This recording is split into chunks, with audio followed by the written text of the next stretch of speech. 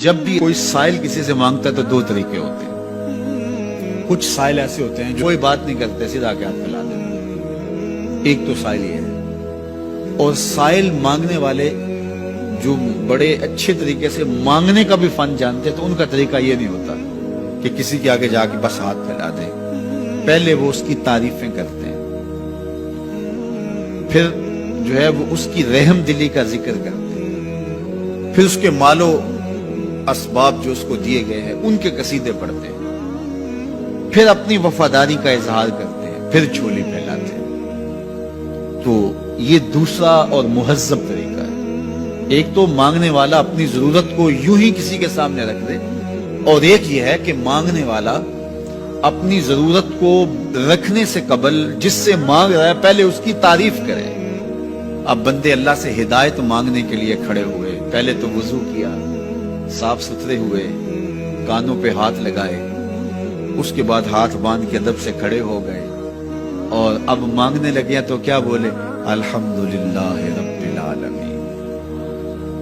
وہ آتے ہیں نا مانگنے والے دروازے پہ تو کہتے ہیں دوبارہ وسطہ روے، فلاں ہو فلاں ہو، وہ تعریفیں کرنے لگ جاتے ہیں. تو یہ مرحلہ ہوتا ہے. ابھی اس نے سوال لب پہ نہیں لایا ہوتا تو گھر والا پہلے بچے کو کہتا ہے جا اتنے پیسے اس کو دے گیا. میاں وہ تو آپ کی تعریفیں کر رہا ہے، مانگ تھوڑا رہا ہے. وہ سمجھتا ہے جو تعریفیں کرنا شروع ہو گیا یہ مانگنے کے لیے تو کر رہا ہے. اللہ اکبر. تو جب بندہ الحمدللہ کہتا ہے رحمتیں اسی وقت برسنا شروع ہو جاتی. الرحمن الرحیم. میں سخی کی دہلیز پہ کھڑا ہوں جو رحمان بھی ہے جو رحیم بھی ہے، محض اپنے کرم سے عطا کرتا ہے. رحم کی بھیک مانگ رہا ہوں. پھر کیا کہہ رہا ہے؟ مالک یوم الدین. کسی کنگال سے نہیں مانگ رہا، اس سے مانگ رہا ہوں جو مالک ہے، دنیا کا بھی مالک ہے، آخرت کا بھی مالک ہے. پھر اس کے بعد اگلی بات کیا کہتا ہے؟ ایاک نعبد و ایاک نستعین.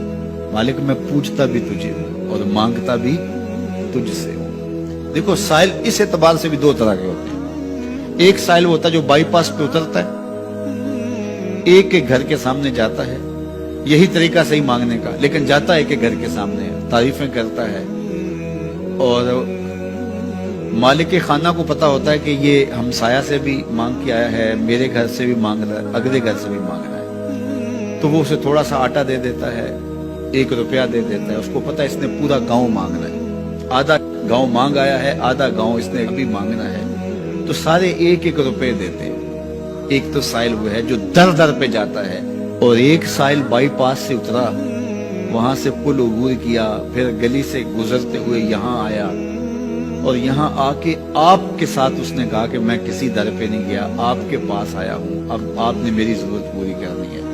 تو پھر 8 آنے 5 روپے تو نہیں دیے جائیں گے. پھر تو جو میری استطاعت ہوگی، جو آپ کی استطاعت ہوگی، اس استطاعت کے مطابق دیں گے کہ یہ سارا شہر چھوڑ کے آیا ہے، یہ کسی سے نہیں مانگتا، یہ مجھ سے ہی مانگتا ہے. تو پھر آپ اس کی ضرورت پوری کریں گے. اگر آپ کے بس میں ہوا تو مانگنے والا کیا کہہ رہا ہے؟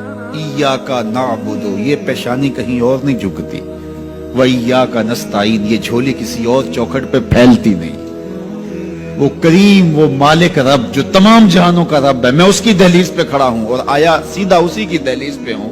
نہ اس سے پہلے کسی در پہ گیا ہوں، نہ اس کے بعد کسی در پہ جانا ہے. تو پھر مالک بھی کرم نوازیاں اور رحمتیں اس کی جھولی میں ڈال دیتا ہے. اب اتنی لمبی تمہید باندھنے کے باوجود مانگا گیا. ذرا غور کیجئے، یہ وہ ہے جو ہم ہر روز ہر نماز کی ہر رکعت میں مانگتے ہیں، اور مانگنے کا طریقہ کتنا خوبصورت ہے. اور مانگنے والے یوں ہی مانگا کرتے ہیں، پہلے جس سے مانگنا اس کی تعریفیں کرتے ہیں.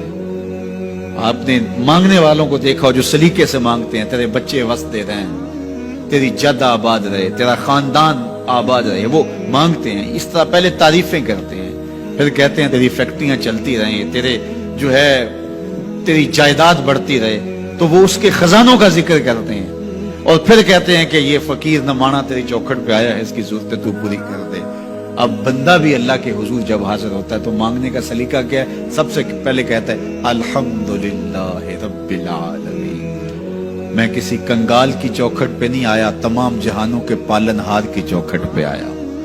اسی کی تعریفیں اختیاری بھی غیر اختیاری بھی، واسطے کے ساتھ بھی بلا واسطے کے ساتھ بھی، اسی کی خوبی ہیں، سارے اسی کے کمال ہیں، وصف سارے اسی کے ہیں. پھر اس کے بعد کہتا ہے الرحمن الرحیم، وہ رحمان بھی ہے، وہ رحیم بھی ہے۔ پھر اس کے بعد کہتا ہے مالک یوم الدین، وہ دنیا کا ہی مالک نہیں، آخرت کا بھی مالک ہے، یوم حساب کا بھی مالک ہے۔ پھر اس کے بعد اپنی وفاداری جتلاتے ہوئے کہتا ہے ایاک نعبد و ایاک نستعین، مالک سارا جہاں بس رہا ہے، میں نے کسی سے نہیں مانگا، میں نے جھولی تیری چوکھٹ میں پھیلائی ہے، میری پیشانی تیرے حضور جھکتی ہے، یہ پیشانی کسی اور کے حضور کبھی نہیں جھکی نہ جھکے گی۔ یہ سب عرض کرنے کے بعد پھر مانگتا کیا؟ اہدنا الصراط المستقیم، مالک مجھے سیدھی راہ پہ چلا دے، میں تیرے حضور آیا ہوں، مجھے ہدایت کا نور عطا کر دے۔ انشاءاللہ یہ ہدایت کیا ہے اور ہدایت کی قسمیں کیا ہیں، اور پھر اس دعا کا جواب اللہ کی طرف سے کیا آتا ہے، اور بندے پہ کتنی کرم نوازیاں ہوتی ہیں، انشاءاللہ یہ مضمون کل ہوگا۔ اللہ مجھے آپ کو اپنی رحمتوں کے سائے میں رکھے۔